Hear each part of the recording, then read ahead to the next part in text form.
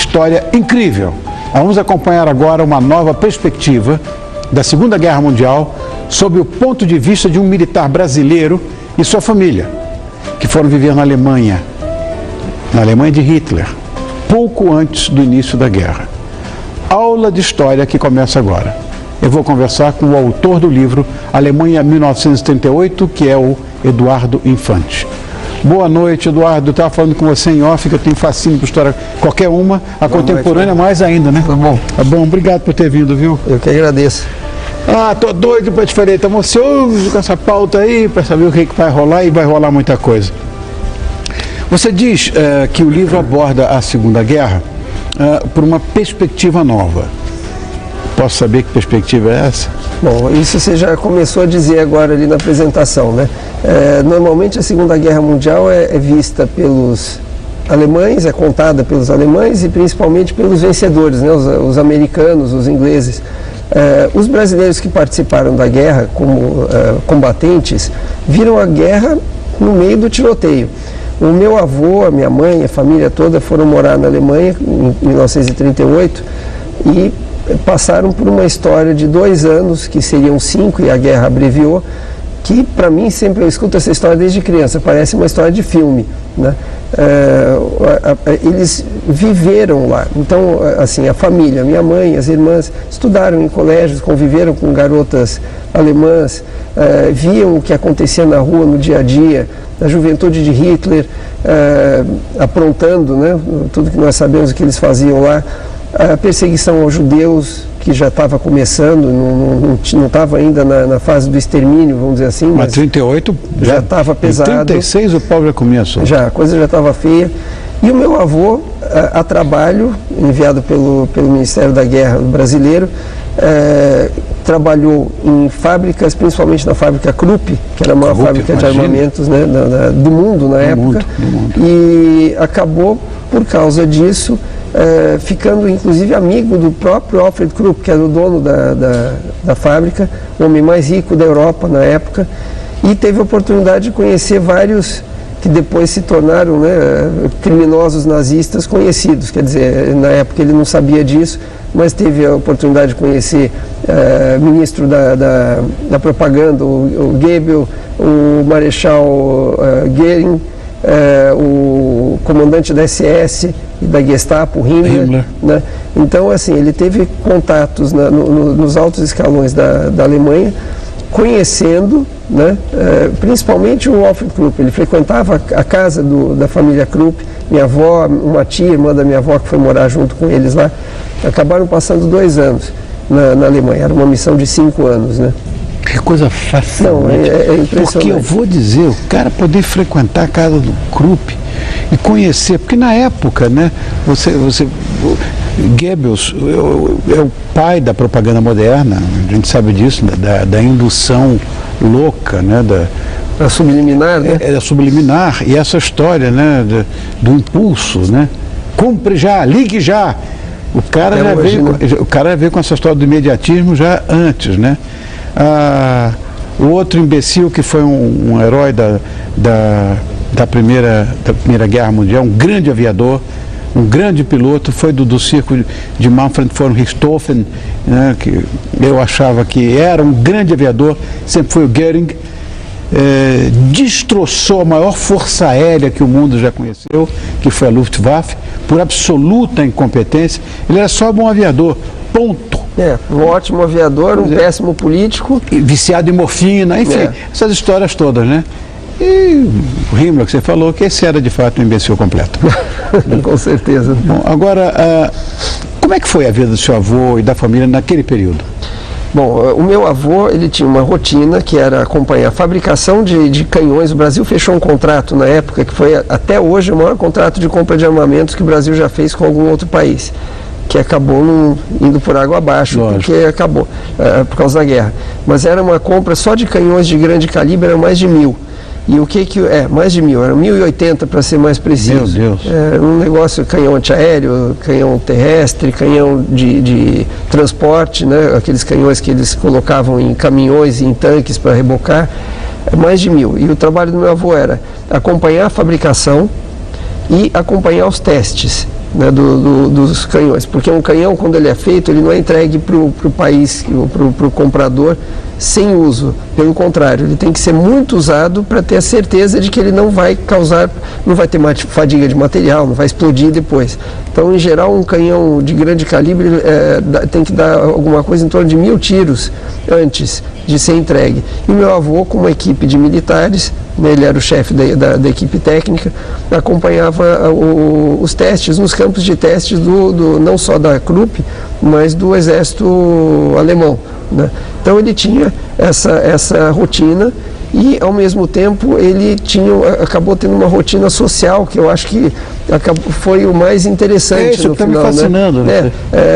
A minha avó ficou amiga da esposa do Krupp e de esposas de outros, de vários militares alemães. O meu avô, que ia uma vez por semana, uma vez a cada 15 dias na casa dos Krupp, em festa, almoçava com ele. Então, isso sempre me fascinou bastante, né? É claro que, além dessa garimpagem, se a gente pode falar assim, em relação aos relatos familiares, as coisas do seu avô, você deve ter feito uma pesquisa monstruosa, de grande profundidade dessa época, né, do final da década de 30. Como é que foi essa fase? Como é que você organizou tudo isso num livro? Bom, primeira coisa é que eu tinha muita informação da família. Depois eu pensei, eu preciso ver se o Exército Brasileiro tem alguma coisa disponível, né?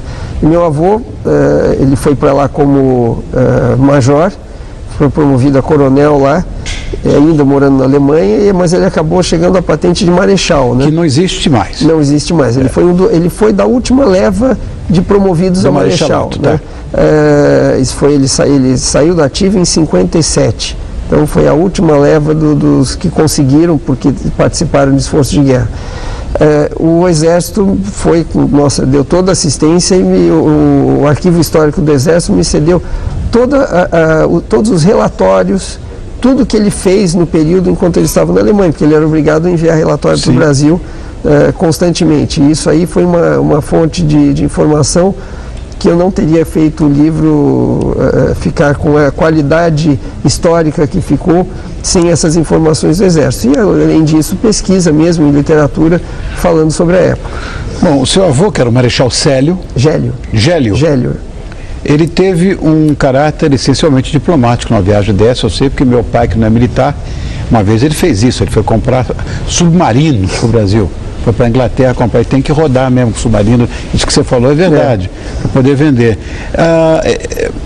Como é que era, né, a rotina dele, que estava uma coisa tão intrinsecamente relacionada à Segunda Guerra, que os caras estavam produzindo, é lógico, já pensando na guerra. O Krupp sabia de tudo que o Reich queria fazer. Claro. Então, como é que foi essa situação do seu avô naquela época lá? Bom, como eu falei, para mim parece história de filme. É filme mesmo? Porque ele tinha, além de tudo isso que eu já mencionei, ele tinha os contatos regulares, ele ia regularmente a Berlim, ele prestava contas do que ele fazia não só ao Exército Brasileiro, com comunicação mais precária possível com o Brasil, mas principalmente ao Exército Alemão. Ele tinha que dizer o que ele estava fazendo, então ele era obrigado a ir regularmente a Berlim, prestar contas para um general e um coronel do Exército Alemão, que eram os que estavam tomando conta da missão brasileira, né? Além disso, a família, enquanto estava lá, eu falei, a minha mãe, a minha avó, as minhas tias, né, foi uma família grande, foi morar lá, elas começaram a conviver com, assim, vendo o dia a dia dos alemães. E uma coisa que sempre me chamou a atenção era como que os alemães encaravam aquele momento, como eles encaravam Hitler, como eles achavam que estava sendo conduzido o país. E é muito comum nós vemos em filmes, né, achando que todos os alemães naquela época eram nazistas e achavam que concordavam com aquilo. É a história do vencedor. A história do vencedor. E se vê que, assim, pelos relatos deles, a coisa mais comum era, inclusive, militares serem contra isso. O meu avô, às vezes, recebia militares em casa que, eventualmente, por uma cerveja ou outra a mais, acabavam falando demais E eles sumiam. Um dos maiores militares da história da Segunda Guerra Mundial, Erwin Rommel, né, a raposa do deserto, não era nazista. Estava fazendo o serviço dele e acabou tendo que se suicidar. Ou a família dele seria toda morta. Uma coisa simples assim. Como é na China hoje. Que paga a bala depois. Paga a bala depois. Ou seja, muda só de endereço. Agora, mesmo assim, tendo uma convivência muito boa com os alemães, seu avô e a família foi obrigado a fugir. Problema de segurança, mas por quê? À medida que o tempo foi passando, entraram em 1939, a situação mesmo, a vida, o cotidiano... Eles vieram antes da invasão da Polônia, perdão? Vieram antes, eles foram para lá em janeiro de...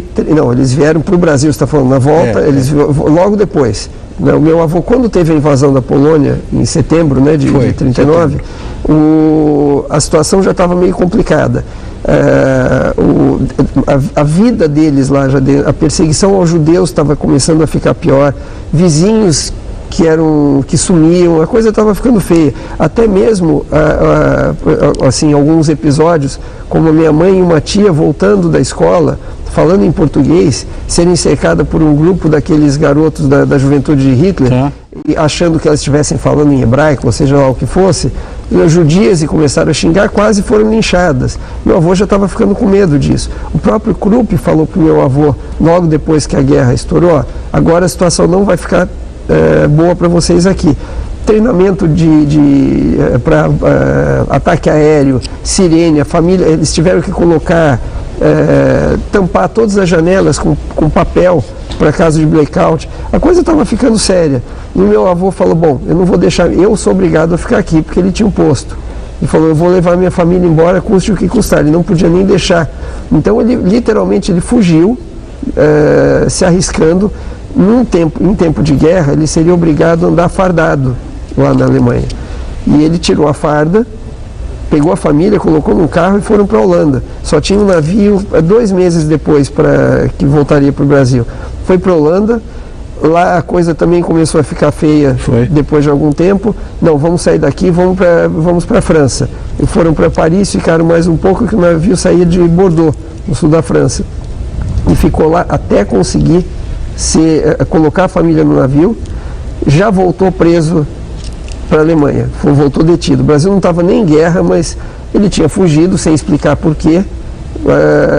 Ele acabou sendo detido e ficou meses detido na Alemanha, muito bem tratado, porque ele foi preso por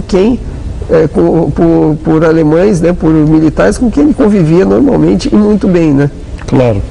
E depois, então, ele voltou para o Brasil? Depois, aqui no Brasil, aconteceu a mesma coisa. Militares alemães acabaram sendo detidos, né?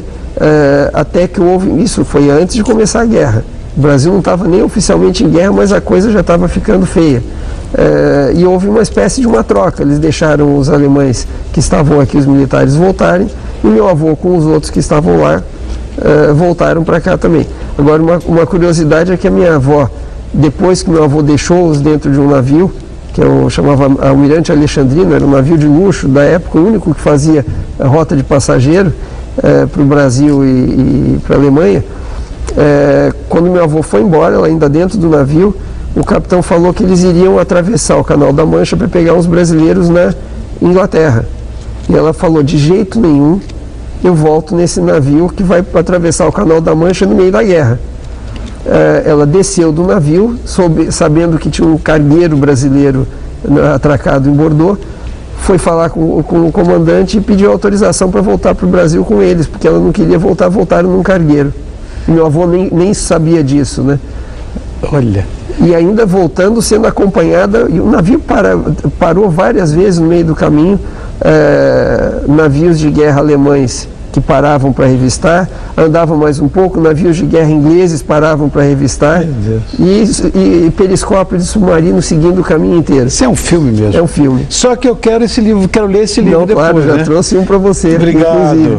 Eu quero agradecer muito a presença do Eduardo Infante, autor do livro Alemanha 1938, que é publicado pela Prata Editora, e esse fascínio todo seguramente vai ver.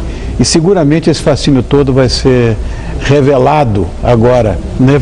Que eu vou ler, pode ter certeza. Fico feliz. Obrigado, viu, Eduardo, por ter Obrigado, vindo. né? Obrigado.